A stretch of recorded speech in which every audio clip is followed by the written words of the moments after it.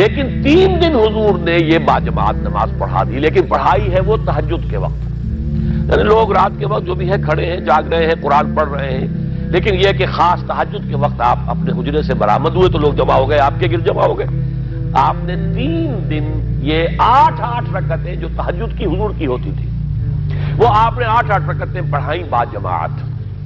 لیکن وہ وقت تہجد کا تھا، یہ نوٹ کر لیجیے۔ چوتھے دن بھی صحابہ منتظر رہے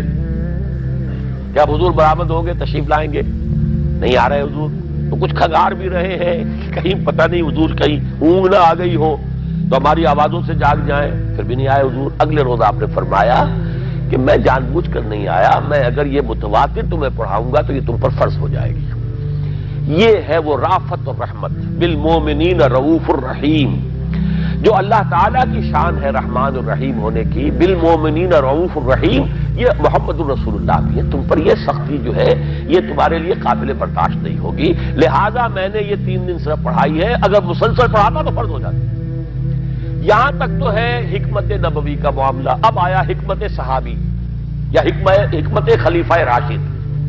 یہی معاملہ رہا حضور کی حیات طیبہ کے دوران، یہی حضرت ابوبکر رضی اللہ تعالیٰ عنہ کی خلافت کے دوران، یہی حضرت عمر کا بھی ابتدائی دور،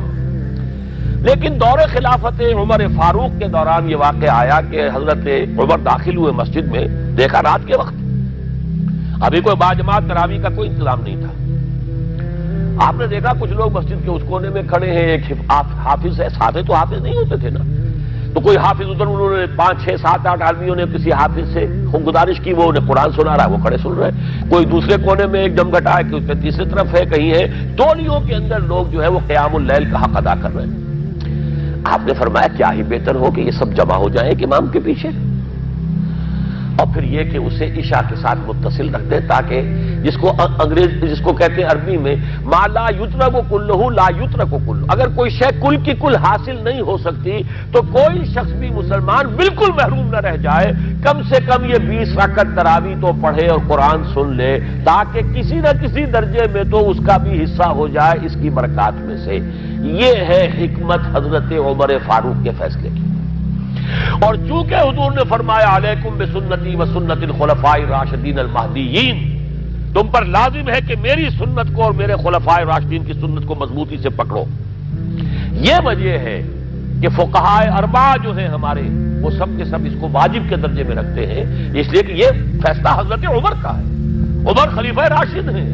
رضی اللہ تعالی عنہ، لہذا یہ نظام بن گیا تراویح کا۔ اب میں اس کی نفی نہیں کر رہا، لیکن جو شخص سمجھتا ہے کہ اس سے اصل حکمت اور غرض و غایت پوری ہو گئی، وہ مغالطے میں مبتلا ہے۔ یہ تو علی الاقل کم سے کم اس درجے میں کہ ہر مسلمان کم سے کم اس درجے تک تو جو ہے وہ کچھ نہ کچھ حظ حاصل کر ہی لے، اور وہ اس سے محروم نہ ہو بالکل ہی۔ ما لا یدرک کلہ لا یترک کلہ، اس درجے میں حضرت عمر کا فیصلہ ہے، اور اسی کی وجہ سے ہمارے خلفاء، ہمارے جو ائمہ اربعہ انہوں نے قبول کیا ہے، اور یہی اس مسئلے کا حل ہو جائے گا۔ جو اہل حدیث حضرات اس کے اوپر جو ہے چیلنج بھی شائع کرتے ہیں، کوئی ثابت کر دے حضور سے 20 رکعتیں تو ہم اتنے لاکھ، ہم بھی کہتے ہیں کہ حضور سے ثابت نہیں ہے، کون کہتا دعویٰ ہی نہیں، یہ تو حضرت عمر کا فیصلہ ہے، حضرت عمر کا فیصلہ، خلیفہ راشد کا فیصلہ، اس کو امت نے قبول کیا ہے، لہذا وہ نظام ہے، رہے گا۔ اور یہی جو ہے آپ کو معلوم ہے، حالانکہ یہاں اکثریت جو ہے وہاں پر وہ اہل حدیث حضرات کی ہے سعودی عرب میں، حرمین میں وہی 20 رکعت تراویح ہوتی ہے، اس لیے کہ وہ ان کا جو آفیشل مسلک ہے وہ مسلک حنبلی ہے، حنفی نہیں ہے، تو حنبلی مسلک میں بھی یہی ہے، شافعی میں بھی یہی ہے، مالکی میں تو 36 تک کی روایتیں موجود ہیں، 36 رکعت، لیکن یہ ہے کہ یہ ہے وہ 20 رکعت تراویح کا معاملہ، اس کی نفی میری بات سے نہ سمجھ لیجئے گا، وہ ٹھیک ہے، حضرت عمر کا فیصلہ ہے۔ پھر یہ کہ یہ آسان ترین ہے کہ عشاء کے ساتھ ہی متصل پڑھ لی، اور آج تو ہماری نیند کا کوئی حصہ اس میں جاتا ہی نہیں، کون سوتا ہے اس سے پہلے سوال ہی پیدا نہیں ہوتا، لیکن یہ جو کہہ رہے ہیں کہ قرآن کہے گا میں نے اسے نیند سے روکے رکھا، اس کا حق کہاں ادا ہوا؟ اس کا حق تو ادا ہوگا کہ تہائی ورنہ نصف شب کے لگ بھگ آپ جاگے قرآن کے ساتھ۔